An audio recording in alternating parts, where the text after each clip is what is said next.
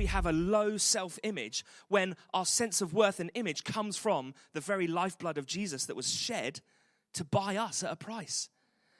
How could we ever have a low sense of worth or sense of worth when we understand that our worth is determined by what someone was prepared to pay?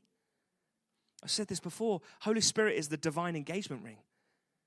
What a precious engagement ring. And the dowry that was paid so that you could become the bride of Christ was the very lifeblood of the only begotten Son of God, who went through the scorn and the shame. And even think about the gospel. It says, doesn't it, in Philippians, that he even though he was equal with God, even though there was even though the equality with God, he didn't see it as something to be grasped, but he chose to humble himself, taking on the form of a sinful man, even to the point of death.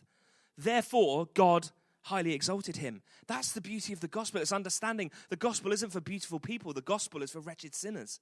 And when we come to that realization that we have nothing in and of ourselves of any worth or value, it's at that point that we understand our true worth and value, that the righteousness that we lack is imputed to us by Christ. We take on his nature. We take on his character. You're one with Christ. To have a low self-esteem is to say that Christ is less. It's balmy. Now, yeah, make an effort.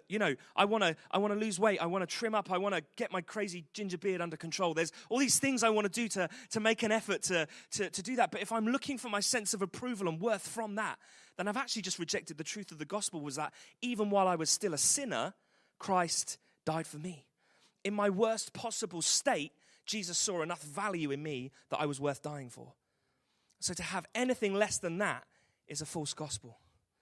You can't accept the saving work of Christ if you think that there's any worth that you have in the first place.